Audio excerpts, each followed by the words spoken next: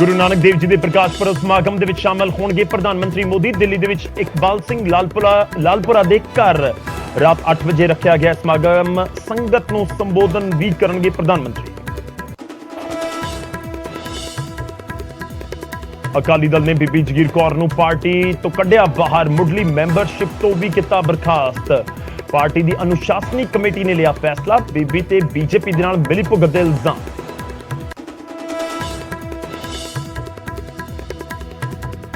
Party चो कढ़े जाण ते जगीर कौर दा वड्डा हमला। न्यूज़ 18 ते बोले, जिसनूं जनता ने कढ़िया और मैनू की कढ़णगे। पार्टी तां पहलां तो ही है भंग, किसी एक व्यक्ति दे नाल नहीं चलदी पार्टी। सुप्रीम कोर्ट ने केंद्र सरकार के फैसले ते लगाई मुहर। जनरल वर्ग के गरीबों के लिए 10% राखवांकरण रखिया बरकरार। 5 जजां दे विचों 3 जजां ने जताई सहमति। कहा EWS यानी इकनॉमिकल वीकर सेक्शन संविधान के खिलाफ नहीं। गैंगस्टर दीपक तीनू नूं भजाउण वाले सारे 9 मुलजमां नूं कीता गया काबू। 7 मुलजमां नूं पंजाब पुलिस ने कीता काबू तां दिल्ली पुलिस के स्पैशल सैल ने 2 नूं कीता गिरफ्तार। सूरी कतलकांड दे विच गिरफ्तार मुलजम संदीप सनी तो पुछगिछ जारी। SIT ने सनी दे मोबाइल तो डाटा किता रिकवर। पिछले 6 महीनों की कॉल डिटेल भी जा रही खंगाली। सुधीर सूरी कतलकांड तो बाद हरकत दे विच आई पुलिस। हिंदू आगुआं दी वधाई जा रही सुरक्षा। लुधियाना च शिवसेना लीडर अमित अरोड़ा नूं पहनाई गई बुलेट प्रूफ जैकेट। वकीलों ते रेड मामले दे विच NIA ने हाई कोर्ट दे विच दाखिल किया जवाब। कहा जांच अजे भी जारी। शैली शर्मा कानूनी प्रक्रिया तहत फोन वापस लैण दे लई देण अर्जी। तरनतारन 1993 फेक एनकाउंटर मामले च दोवें तत्काली अफसरां नूं उम्र कैद। मोहाली दी CBI कोर्ट ने 1-1 लाख का जुर्माना भी लगाया। रिकवरी बहाने ले जाके 2 लोगों नूं कतल करन दा है दोष। बहादुरगढ़ दे विच कैमिकल फैक्टरी दे विच लगी भयानक अग। फैक्टरी दा गोदाम पूरी तरह सड़ के सुआह। नेड़लियां फैक्टरियां दे विच भी अग फैलण दा डर। मौके ते पहुंची फायर ब्रिगेड दी टीम दे वल्लों कोशिशां अग बुझाउण दीयां जारी।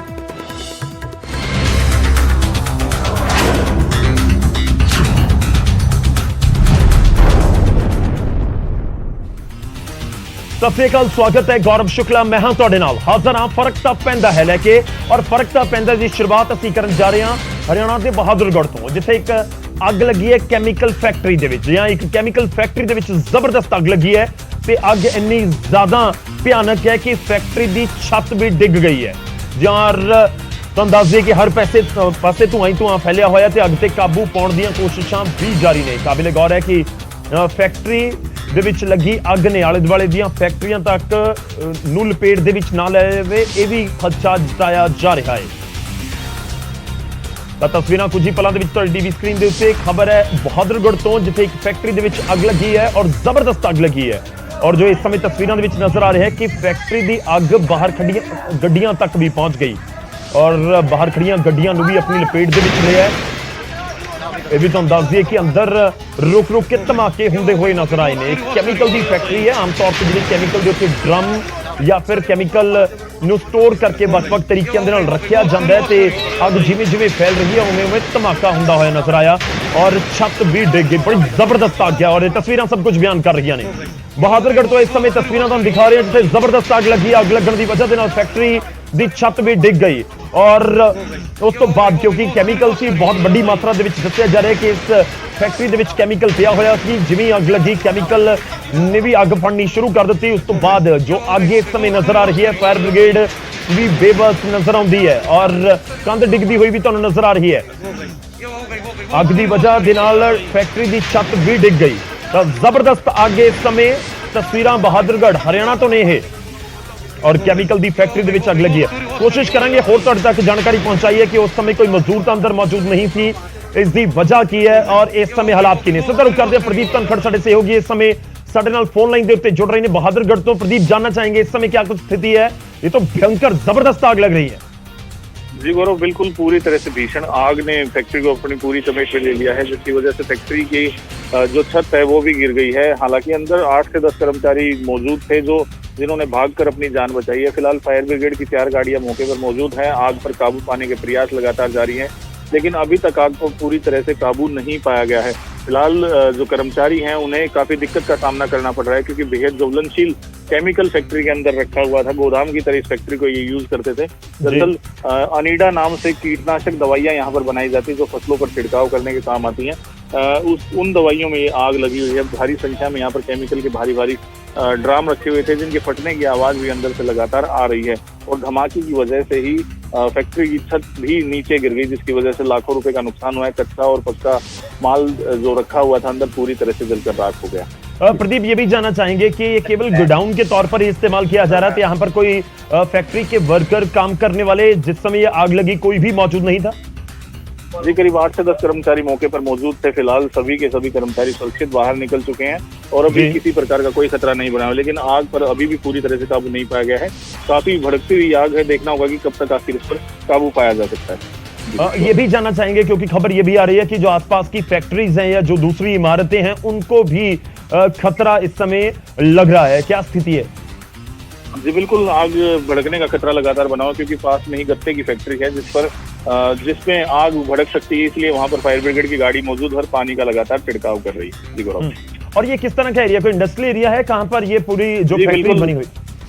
ये गणपति औद्योगिक क्षेत्र है, जहां पर गणपति धाम औद्योगिक क्षेत्र, जहां 75 नंबर फैक्ट्री है। और इसी फैक्ट्री के अंदर अचानक आग लगी है। आग काफी भीषण है। आग पर काबू पाने के प्रयास जारी है, लेकिन अब तक आग पूरी तरह से नहीं बुझ पाई। प्रदीप, हम तस्वीरों में देख रहे हैं कि कुछ गाड़ियां बाहर जल रही हैं, क्या ये भी उसी की लपेट में आई हैं? उस समय बाहर थी गाड़ियां, क्या कुछ उसके बारे में जानकारी? जी गौरव, दरअसल जब फैक्ट्री के अंदर आग लगी तो काफी सारा केमिकल बहकर सड़क पर आ गया और सड़क पर खड़ी एक निजी बस आग की चपेट में आ गई, जिससे पूरी वजह से ये बस जलकर राख हो गई है। फिलहाल फायर ब्रिगेड के कर्मचारी मौके पर हैं, आग पर काबू पाने का प्रयास कर रहे हैं, लेकिन ज्वलनशील पदार्थ अंदर रखे हुए हैं, केमिकल है, जिसकी वजह से आग पूरी तरह से काबू नहीं हो पाई है। अब कुछ एरिया बता सकते हैं कि कितनी बड़ी फैक्ट्री है, कि कितना बड़ा ये पूरा ये गोडाउन जो बनाया हुआ था कितना बड़ा है, क्योंकि उसी हिसाब से इसके अंदर केमिकल भी लाजमी तौर पर होगा। करीब 1000 गज की ये फैक्ट्री थी, पूरी पर शेड लगी हुई थी और शेड के अंदर ही ज्वलनशील केमिकल हैं, दवाइयां बनाने में जिनका इस्तेमाल होता है, काफी ज्वलनशील है। इसी वजह से आग भड़की हुई है और लगातार भड़कती ही जा रही है, जिसको काबू पाने में असमर्थ फिलहाल फायर ब्रिगेड के कर्मचारी साबित हो रहे हैं। प्रदीप, ये भी जानना चाहेंगे कितनी देर से आग लगी हुई है, और दूसरा पॉइंट, आग लगने की वजह साफ हो सकी अभी तक? जी नहीं गौरव, अभी आग लगने के कारणों का पता नहीं चल पाया है। आग पर काबू पाने के बाद ही सर्च अभियान चलेगा तो पता चल सकेगा किस वजह से आग लगी है और आग लगने के पीछे की वजह क्या थी। कितनी देर से लगी हुई है आग? ये कब से लगी हुई है फायर ब्रिगेड की गाड़ियां? जी दरअसल 1 घंटे से ये आग लगी हुई है और फायर ब्रिगेड की गाड़ियां आ रही हैं, जा रही हैं, लगातार गाड़ियां आग पर काबू पाने का प्रयास कर रही हैं, लेकिन आग पर अभी तक काबू नहीं पाया जा सका। चलिए, शुक्रिया, धन्यवाद हमारे साथ जुड़ने के लिए, इस पूरी बातचीत के लिए। ਤਾਂ ਸਾਡੇ ਸਹਿਯੋਗੀ ਪ੍ਰਦੀਪ ਧਨਖੜ ਸਾਨੂੰ ਬਹਾਦਰਗੜ੍ਹ ਤੋਂ ਪੂਰੀ ਜਾਣਕਾਰੀ ਦੇ ਰਹੇ ਸਨ। 3 ਤਸਵੀਰਾਂ ਤੁਹਾਡੀ ਟੀਵੀ ਸਕਰੀਨ ਦੇ ਉੱਤੇ ਜੋ ਪੂਰੀ ਸਥਿਤੀ ਨੂੰ ਬਿਆਨ ਕਰ ਰਹੀਆਂ ਨੇ।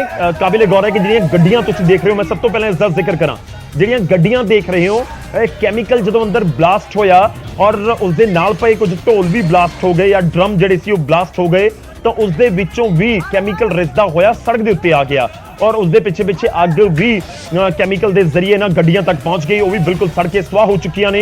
भीषण तुसीं भयंकर जबरदस्त अग कह सकते हो और अजिही अग है कि फायर ब्रिगेड दी टीमां नूं बहुत करड़ी मशक्कत करनी पै रही है इस अग के उत्ते काबू पाउण दे लई। और लग रहा है कि इस समय फायर ब्रिगेड दी टीमां दी कोशिश होएगी कि अग फैल के नाल दियां फैक्ट्रियां दे विच ना पहुंच जावे, क्योंकि जिस हिसाब की अग इस समय कैमिकल दे विच लगी हुई नजर आ रही है, कैमिकल वाली फैक्ट्री दे विच लगी हुई नजर आ रही है, इस दे उत्ते काबू पाना तां नामुमकिन लग रहा है। खैर, लाजमी तौर पर फायर ब्रिगेड की टीम ਜਿਹੜੀਆਂ ਮੁਲਾਜ਼ਮ ਹੁੰਦੇ ਨੇ ਅਜਿਹੀਆਂ ਘਟਨਾਵਾਂ ਦੇ ਲਈ ਹੀ ਬਹੁਤ ਐਕਸਪਰਟਸ ਹੁੰਦੇ ਨੇ, ਉਹਨਾਂ ਨੂੰ ਟ੍ਰੇਨਿੰਗ ਦਿੱਤੀ ਜਾਂਦੀ ਹੈ ਕਿ ਜਦੋਂ ਇਸ ਤਰ੍ਹਾਂ ਦੀ ਕੋਈ ਅੱਗ ਲੱਗ ਜਾਵੇ ਤਾਂ ਫਿਰ ਕਿਸ ਤਰੀਕੇ ਨਾਲ ਉਸको हैंडल करना है। और 3 ਤਸਵੀਰਾਂ ਤੁਹਾਨੂੰ ਦਿਖਾ ਰਹੇ ਹਾਂ ਬਿਲਕੁਲ ਫੈਕਟਰੀ ਦੇ ਬਾਹਰ, ਜਿੱਥੇ ਕੁਝ ਗੱਡੀਆਂ ਖੜੀਆਂ ਹੋਈਆਂ ਸੀ, ਕੈਮੀਕਲ ਹੇਠਾਂ ਤੋਂ ਆਇਆ ਗੱਡੀਆਂ ਦੇ ਨੀਚੇ ਤੇ ਉਹ ਕੈਮੀਕਲ ਦੇ ਜ਼ਰੀਏ ਅੱਗ ਵੀ ਪਹੁੰਚ ਗਈ ਤੇ ਫਿਰ ਗੱਡੀਆਂ ਨੂੰ ਵੀ ਲੱਗ ਗਈ। ਉਸ ਤੋਂ ਬਾਅਦ ਦੂਜੀ ਤਸਵੀਰ ਤੁਸੀਂ ਦੇਖੋ, ਥੋੜੀ ਜਿਹੀ ਦੂਰ ਤੋਂ ਲਈ ਗਈ ਹੈ, ਯਾਨੀ ਕਿ ਬਹਾਦਰਗੜ੍ਹ ਦੇ ਵਿੱਚ ਇਸ ਸਮੇਂ ਕਿਸੇ ਵੀ ਕੋਨੇ ਦੇ ਵਿੱਚ ਖੜੇ ਹੋ ਜਾਓ ਸ਼ਹਿਰ ਦੇ ਵਿੱਚ, तकरीबन ਤੁਹਾਨੂੰ हर एंगल तो यह धुआं बहुत उच्चा उच्चा उड़ता हुआ नजर आएगा। इन्नी जबरदस्त और भयंकर अग लगी हुई है। और तीजी तस्वीर असं तुहानूं दिखा रहे हैं कि किस तरीके दे नाल उत्थे छत डिगी, एक दीवार पूरी डिग गई और करीब 1000 स्क्वायर यार्ड का दसिया जा रहा है कि पूरा गोडाउन सी ਔਰ ਫੈਕਟਰੀ ਲੱਗ ਰਿਹਾ ਕਿ ਕਿਤੇ ਹੋਰ ਸੀ ਜਿਹੜੀਆਂ ਦਵਾਈਆਂ ਬਣਾਈਆਂ ਜਾਂਦੀਆਂ ਨੇ, ਉਸ ਤਰੀਕੇ ਦੀ ਇਹ ਫੈਕਟਰੀ ਔਰ ਜ਼ਬਰਦਸਤ ਅੱਗ ਅੰਦਰ ਰੁਕ ਕੇ ਬਲਾਸਟ ਹੁੰਦੇ ਹੋਏ ਨਜ਼ਰ ਆ ਰਹੇ ਨੇ, ਕਿਉਂਕਿ ਜਿਹੜੇ ਉੱਥੇ ਡਰਮਸ ਜਾਂ ਜਿਹੜੇ ਹੋਰ ਕੈਮੀਕਲ ਸਟੋਰ ਕਰਨ ਦੇ ਸਾਧਨ ਅੰਦਰ ਬਣਾਏ ਗਏ ਨੇ ਉਹਨਾਂ ਦੇ ਵਿੱਚ ਅੱਗ ਪਹੁੰਚ ਰਹੀ ਹੈ ਔਰ ਸਮੇਂ-ਸਮੇਂ ਤੇ ਲਗਾਤਾਰ ਬਲਾਸਟ ਹੋ ਰਹੇ ਨੇ। ਇਸ ਸਮੇਂ ਸਭ ਤੋਂ ਵੱਡੀ ਚਿੰਤਾ ਇਹ ਵੀ ਹੈ ਪ੍ਰਸ਼ਾਸਨ ਦੇ ਸਾਹਮਣੇ ਕਿ ਪੈਰਲਰ ਦੂਜੇ ਪਾਸੇ ਜਿਹੜੀਆਂ ਹੋਰ ਫੈਕਟਰੀਆਂ ਨੇ, ਕਿਉਂਕਿ ਬਿਲਕੁਲ ਨਾਲ ਫੈਕਟਰੀ ਹੈ ਇੱਕ ਗੱਤਾ ਬਣਾਉਣ ਦੀ, ਉਹ ਵੀ ਬਹੁਤ ਜਲਦੀ ਅੱਗ ਫੜਦਾ ਹੈ ਗੱਤਾ, ਇਸ ਕਰਕੇ ਉੱਥੇ ਫਾਇਰ ਬ੍ਰਿਗੇਡ ਦੀਆਂ ਗੱਡੀਆਂ ਨੂੰ ਤਾਇਨਾਤ ਕੀਤਾ ਗਿਆ। ਜੋ ਮੈਂ ਪਹਿਲਾਂ ਜ਼ਿਕਰ ਕਰ ਰਿਹਾ ਸੀ ਕਿ ਇਹੀ ਇਸ ਸਮੇਂ ਕੋਸ਼ਿਸ਼ ਹੈ ਕਿ ਅੱਗ ਆਲੇ ਦੁਆਲੇ ਦੀਆਂ ਫੈਕਟਰੀਆਂ ਦੇ ਵਿੱਚ ਨਾ ਫੈਲੇ, ਉਸ ਦੇ ਉੱਤੇ ਫੋਕਸ ਇਸ ਸਮੇਂ ਫਾਇਰ ਬ੍ਰਿਗੇਡ ਦੀਆਂ ਗੱਡੀਆਂ ਕਰਦੀਆਂ ਹੋਈਆਂ ਟੀਮਾਂ ਨਜ਼ਰ ਆ ਰਹੀਆਂ।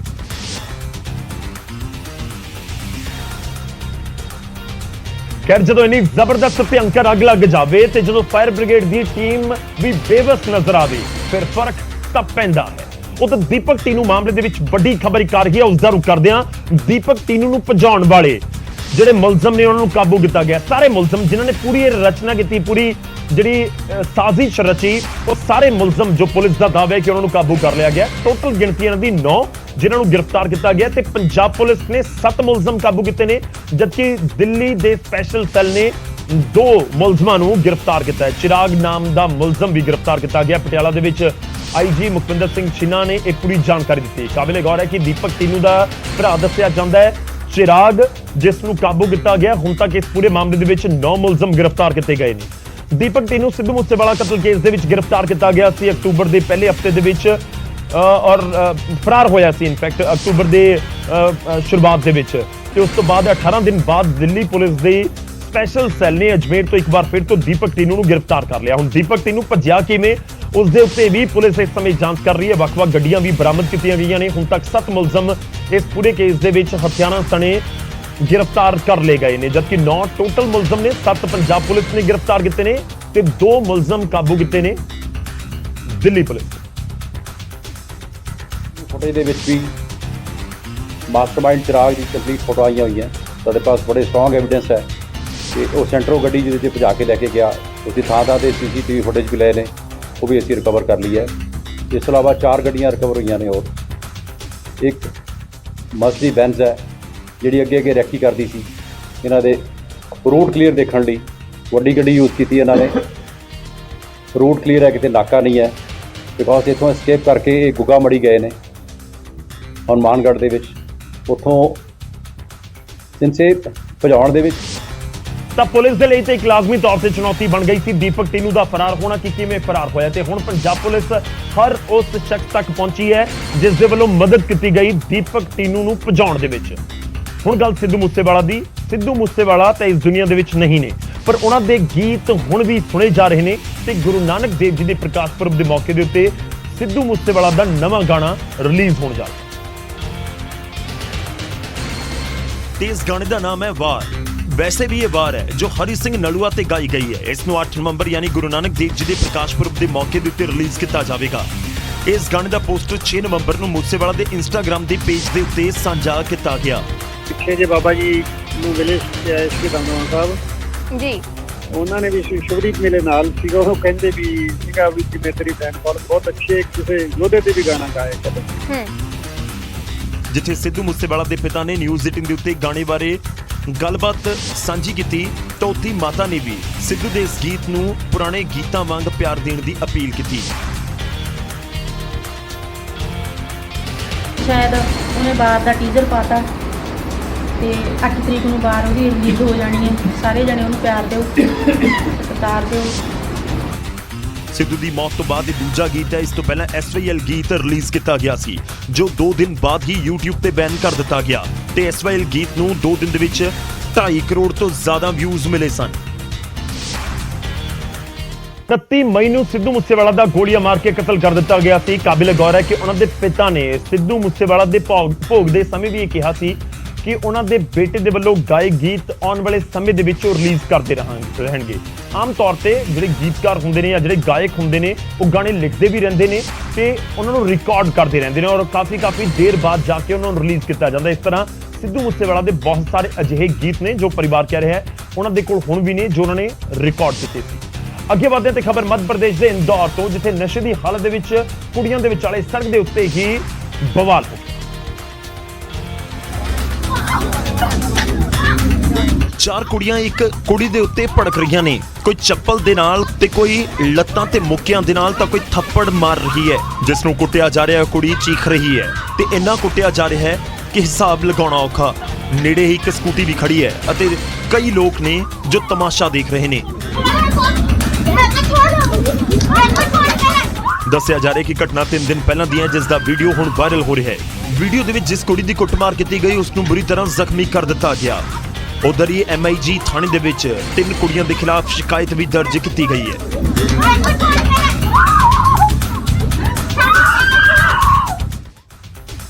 ਖੈਰ, ਜਦੋਂ ਸੜਕ ਦੇ ਉੱਤੇ ਹੀ ਕੁੜੀਆਂ ਇਸ ਤਰੀਕੇ ਨਾਲ ਕੁੱਟਮਾਰ ਕਰਨਾ ਸ਼ੁਰੂ ਕਰ ਦੇਣ ਤੇ 3 ਕੁੜੀਆਂ ਵੱਲੋਂ ਇੱਕ ਕੁੜੀ ਦੀ ਬੁਰੀ ਤਰ੍ਹਾਂ ਕੁੱਟਮਾਰ ਕੀਤੀ ਜਾਵੇ ਤੇ ਮਾਮਲਾ ਪਹੁੰਚ ਜਾਵੇ ਪੁਲਿਸ ਤੱਕ, ਫਿਰ ਫਰਕ ਪੈਂਦਾ।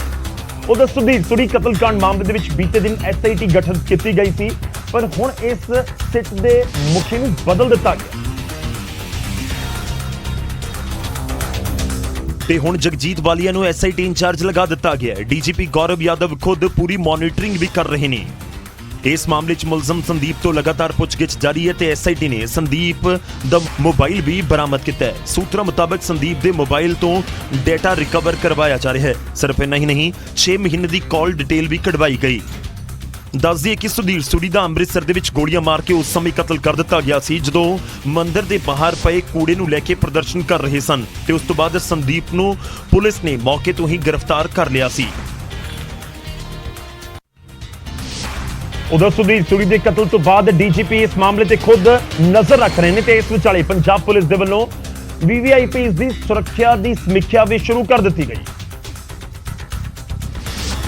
ਤੇ DGP ਗੌਰਵ ਯਾਦਵ ਨੇ ਇੱਕ ਵਿਸ਼ੇਸ਼ ਕਮੇਟੀ ਦਾ ਗਠਨ ਕੀਤਾ ਤੇ ਹੁਣ 16 ਹਿੰਦੂ ਤੇ 25 VVIPs ਦੀ ਸਿਕਿਉਰਿਟੀ ਦਾ ਰਿਵਿਊ ਕੀਤਾ ਜਾ ਰਿਹਾ ਹੈ ਤੇ ਇਸ ਦੀ ਰਿਪੋਰਟ ਵੀ ਇੱਕ ਹਫ਼ਤੇ ਦੇ ਅੰਦਰ ਸੌਂਪੀ ਜਾਵੇਗੀ।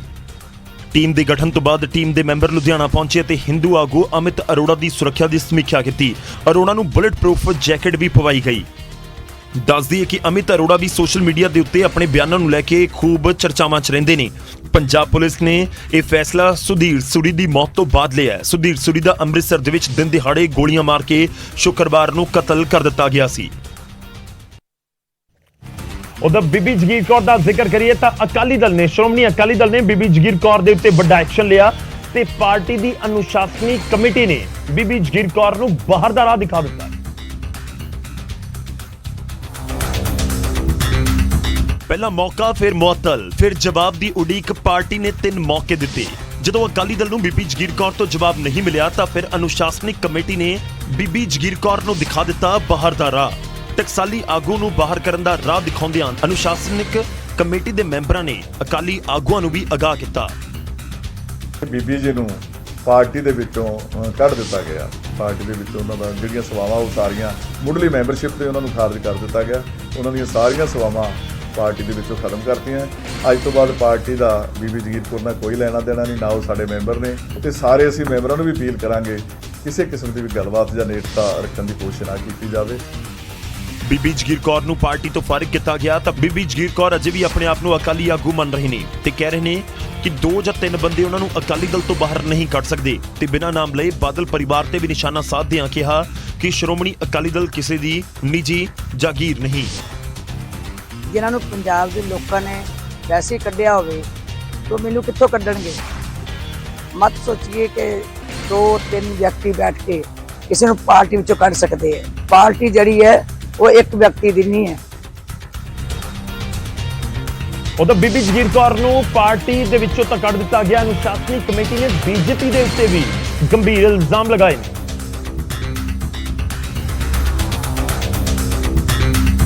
ਤੇ ਅਕਾਲੀ ਦਲ ਨੇ ਪਹਿਲਾਂ ਇਲਜ਼ਾਮ ਲਗਾਏ ਤਾਂ ਹੁਣ ਸਬੂਤ ਲੈ ਕੇ ਵੀ ਪਹੁੰਚੇ ਤੇ ਬੀਬੀ ਜਗੀਰ ਕੌਰ ਨੂੰ ਫਾਰਗ ਕਰਨ ਤੋਂ ਬਾਅਦ ਵਿਰਸਾ ਸਿੰਘ ਬਲਟੋਹਾ ਨੇ ਇੱਕ ਸਟਿੰਗ ਵੀ ਜਾਰੀ ਕੀਤਾ ਜਿਸ ਦੇ ਵਿੱਚ ਇਲਜ਼ਾਮ ਹੈ ਕਿ BJP ਆਗੂ ਸਰਚੰਦ ਸਿੰਘ ਨੇ ਇਹ ਜਿਹੜੀਆਂ ਗੱਲਾਂ ਨੇ ਸਾਰੀਆਂ ਇਸ ਰਿਕਾਰਡਿੰਗ 'ਚ ਹੈ। ਜਦੋਂ ਕਹੋਗੇ ਤੁਸੀਂ ਕਹੋਗੇ ਦੱਸੋ।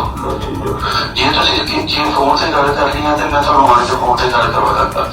ਜੇ ਤੁਸੀਂ ਚਾਹੁੰਦੇ ਹੋ ਮਿਲਣਾ ਵੀ ਆਪਾਂ ਨੂੰ ਦਿੱਲੀ ਜਾਣਾ ਪਏਗਾ। ਤੁਸੀਂ ਦੱਸ ਦਿਓ ਜਿਵੇਂ ਤੁਹਾਨੂੰ ਇਲਜ਼ਾਮ ਸਰਚੰਦ ਸਿੰਘ ਦੇ ਉੱਤੇ ਲੱਗੇ ਤਾਂ ਨਿਊਜ਼ 18 ਨੇ ਇਸ ਦਾ ਸੱਚ ਜਾਣਨ ਦੇ ਲਈ ਸਰਚੰਦ ਸਿੰਘ ਦੇ ਨਾਲ ਵੀ ਗੱਲਬਾਤ ਕੀਤੀ ਜਿੱਥੇ ਉਹਨਾਂ ਨੇ ਇਲਜ਼ਾਮਾਂ ਨੂੰ ਨਕਾਰਦਿਆਂ ਉਸ ਗੱਲਬਾਤ ਨੂੰ ਰੂਟੀਨ ਗੱਲਬਾਤ ਦੱਸ ਦਿੱਤਾ। ਅਕਾਲੀ ਆਗੂਆਂ ਵੱਲੋਂ ਜਿਹੜੀ ਗੱਲ ਕੀਤੀ ਹੈ ਕਿ ਮੈਂ ਕੋਈ ਲਾਲਚ ਦੇ ਰਿਹਾ, ਇਹਦੇ ਵਿੱਚ ਬਿਲਕੁਲ ਕੋਰਾ ਝੂਠ ਆ। ਮੇਰੇ ਵੱਲੋਂ ਕਿਸੇ ਤਰ੍ਹਾਂ ਦਾ ਕੋਈ ਲਾਲਚ ਨਹੀਂ ਦਿੱਤਾ ਗਿਆ। ਹਾਂ, ਇਹ ਜ਼ਰੂਰ ਆ, ਸ਼੍ਰੋਮਣੀ ਕਮੇਟੀ ਨੂੰ ਅੱਜ ਬਾਦਲਾਂ ਤੋਂ ਆਜ਼ਾਦ ਕਰਾਉਣ ਲਈ ਬਹੁਤ ਸਖਤ ਤੋਂ ਸਖਤ ਜ਼ਰੂਰਤ ਆ।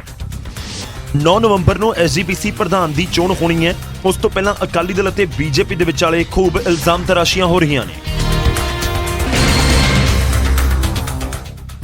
ਅਗਲੀ ਖਬਰ ਦਾ ਰੁਖ ਕਰਦੇ ਹਾਂ। ਵੱਡੀ ਖਬਰ ਇਹ ਹੈ ਕਿ ਪ੍ਰਕਾਸ਼ ਪੁਰਬ ਦੇ ਸਮਾਗਮ ਦੇ ਵਿੱਚ ਪ੍ਰਧਾਨ ਮੰਤਰੀ ਮੋਦੀ ਸ਼ਾਮਲ ਹੋਣਗੇ। ਜੀ ਹਾਂ, ਗੁਰੂ ਨਾਨਕ ਦੇਵ ਜੀ ਦੇ ਪ੍ਰਕਾਸ਼ ਪੁਰਬ ਸਮਾਗਮ ਦੇ ਵਿੱਚ ਪ੍ਰਧਾਨ ਮੰਤਰੀ ਵੀ ਸ਼ਿਰਕਤ ਕਰਨਗੇ। ਇਕਬਾਲ ਸਿੰਘ ਲਾਲਪੁਰਾ ਦੇ ਘਰ ਦੇ ਵਿੱਚ ਇਹ ਸਮਾਗਮ ਰੱਖਿਆ ਗਿਆ, ਦਿੱਲੀ ਦੇ ਵਿੱਚ ਹੀ, ਔਰ ਰਾਤ 8 ਵਜੇ ਦਿੱਲੀ ਦੇ ਲੋਧੀ ਸਟੇਟ ਦੇ ਵਿੱਚ ਇਹ ਸਮਾਗਮ ਹੈ ਤੇ ਸਮਾਗਮ ਦੇ ਵਿੱਚ ਸੰਗਤ ਨੂੰ ਸੰਬੋਧਨ ਵੀ ਕਰਨਗੇ ਪ੍ਰਧਾਨ ਮੰਤਰੀ। ਖਾਸ ਗੱਲ ਇਹ ਵੀ ਹੈ ਕਿ ਇਸ ਤੋਂ ਪਹਿਲਾਂ ਇਸ ਤਰ੍ਹਾਂ ਦਾ ਸਮਾਗਮ ਦਿੱਲੀ ਦੇ ਵਿੱਚ ਬਾਦਲ ਪਰਿਵਾਰ ਦੇ ਵੱਲੋਂ ਪ੍ਰਬੰਧਿਤ ਕੀਤਾ ਜਾਂਦਾ ਰਿਹਾ ਹੈ ਅਤੇ ਪ੍ਰਧਾਨ ਮੰਤਰੀ ਉਸ ਦੇ ਵਿੱਚ ਮਹਿਮਾਨ ਹੁੰਦੇ ਸਨ। ਖੈਰ, ਹੁਣ ਦੋਵੇਂ ਪਾਰਟੀਆਂ ਦੇ ਵਿਚਾਲੇ ਜਿਹੜਾ ਗਠਜੋੜ ਸੀ ਉਹ ਟੁੱਟ ਚੁੱਕਿਆ ਹੈ, ਤੋੜ ਵਿਛੋੜਾ ਹੋ ਚੁੱਕਿਆ ਹੈ ਤੇ ਇਸ ਵਿਚਾਲੇ ਹੁਣ ਸਵਾਲ ਕੀ ਹੈ ਕਿ ਇਸ ਦੇ ਜ਼ਰੀਏ ਵੀ ਕੋਈ ਮੈਸੇਜ ਦੇਣ ਦੀ ਕੋਸ਼ਿਸ਼ ਕੀਤੀ ਜਾ ਰਹੀ ਹੈ। ਖੈਰ, ਗੁਰੂ ਸਾਹਿਬ ਦਾ ਇਹ ਸਮਾਗਮ ਹੈ ਉਹਨਾਂ ਨੂੰ ਸਮਰਪਿਤ ਤੇ ਉਮੀਦ ਕਰਾਂਗੇ ਕਿ ਸਿਆਸਤ ਤੋਂ ਪਾਸੇ ਰੱਖਿਆ ਜਾਵੇਗਾ। ਪਰ ਪ੍ਰਕਾਸ਼ ਪੁਰਬ ਦੀ ਰੌਣਕਾਂ ਪੂਰੀ ਦੁਨੀਆ ਦੇ ਵਿੱਚ ਨਜ਼ਰ ਆ ਰਹੀਆਂ ਨੇ। ਨਗਰ ਕੀਰਤਨ ਸਜਾਏ ਜਾ ਰਹੇ ਨੇ ਵੱਖ-ਵੱਖ ਥਾਵਾਂ ਦੇ ਉੱਤੇ।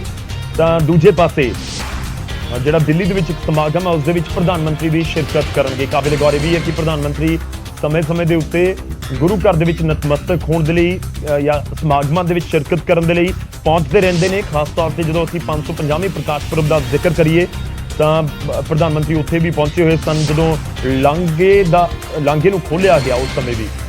ਤੇ ਅੱਜ ਵੀ ਇਸ ਸਮਾਗਮ ਦੇ ਵਿੱਚ ਪ੍ਰਧਾਨ ਮੰਤਰੀ ਸ਼ਾਮਲ ਹੋਣਗੇ ਰਾਤ 8 ਵਜੇ। ਹੁਣ ਅੱਗੇ ਵਧਦੇ ਤੇ ਖਬਰ ਲਵਾਂਗੇ ਜੋ ਪਾਕਿਸਤਾਨ ਗਿਆ ਹੋਇਆ ਸਿੱਖ ਜਥਾ ਪ੍ਰਕਾਸ਼ ਪੁਰਬ ਦੇ ਮੌਕੇ ਉੱਤੇ। ਪਾਕਿਸਤਾਨ ਗਏ ਸਿੱਖ ਜਥੇ ਦੇ ਵਿੱਚ ਸ਼ਾਮਲ ਮਹਿਲਾਵਾਂ ਦਾ ਇੱਕ ਹੋਰ ਵੀਡੀਓ ਸਾਹਮਣੇ ਆਇਆ।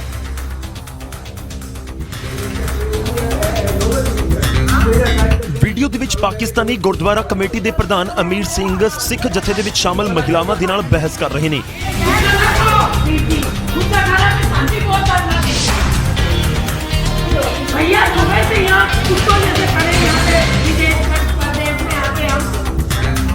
ਇਸ ਤੋਂ ਪਹਿਲਾਂ ਇੱਕ ਵੀਡੀਓ ਦੇ ਵਿੱਚ ਭਾਰਤ ਤੋਂ ਪਾਕਿਸਤਾਨ ਗਿਆ ਜਥਾ ਸੜਕ ਦੇ ਕਿਨਾਰੇ ਬੈਠਾ ਸੀ। ਸ਼ਰਧਾਲੂ ਭੁੱਖੇ ਪਿਆਸੇ ਬੇਹਾਲ ਸਨ। ਇਹਨਾਂ ਦੇ ਵਿੱਚ ਬੱਚੇ, ਮਹਿਲਾਵਾਂ ਅਤੇ ਬਜ਼ੁਰਗ ਸਭ ਸੀ। ਉਹਨਾਂ ਦੇ ਲਈ ਇੱਥੇ ਇੱਕ ਬੱਸ ਦਾ ਵੀ ਇੰਤਜ਼ਾਮ ਨਹੀਂ ਸੀ, ਜਿਸ ਦੀ ਵਜ੍ਹਾ ਦੇ ਨਾਲ ਉਹਨਾਂ ਨੂੰ ਸੜਕ ਦੇ ਕਿਨਾਰੇ ਬੈਠਣ ਦੇ ਲਈ ਮਜਬੂਰ ਹੋਣਾ ਪਿਆ। ਜਥੇ 'ਚ ਭੇਜੇ ਹੋਏ ਸ਼ਰਧਾਲੂਆਂ ਦਾ ਤੁਸੀਂ ਹਾਲ ਵੇਖ ਸਕਦੇ ਹੋ। ਪਾਕਿਸਤਾਨ ਨੇ ਇਸ ਸਾਲ 3000 ਭਾਰਤੀਆਂ ਨੂੰ ਪਾਕਿਸਤਾਨ ਦਾ ਵੀਜ਼ਾ ਗੁਰੂ ਨਾਨਕ ਦੇਵ ਜੀ ਦੇ ਪ੍ਰਕਾਸ਼ ਪੁਰਬ ਦੇ ਉੱਤੇ ਦਿੱਤਾ ਹੈ। ਐਸਜੀਪੀਸੀ ਨੂੰ ਤਕਰੀਬਨ 3000 ਸ਼ਰਧਾਲੂਆਂ ਨੇ ਪਾਸਪੋਰਟ ਦਿੱਤੇ ਸਨ, ਪਰ ਕੁੱਲ 1496 ਪਾਸਪੋਰਟ ਵੀਜ਼ਾ ਦੇ ਲਈ ਭੇਜੇ ਗਏ, ਜਿਨ੍ਹਾਂ ਦੇ ਵਿੱਚੋਂ 910 ਨੂੰ ਹੀ ਵੀਜ਼ਾ ਪਾਕਿਸਤਾਨ ਦੀ ਸਰਕਾਰ ਨੇ ਦਿੱਤਾ। ਜਿਸ ਤੋਂ ਬਾਅਦ 910 ਸ਼ਰਧਾਲੂਆਂ ਦਾ ਜਥਾ ਐਤਵਾਰ ਸਵੇਰੇ ਹੀ ਪਾਕਿਸਤਾਨ ਦੇ ਲਈ ਰਵਾਨਾ ਹੋਇਆ ਸੀ।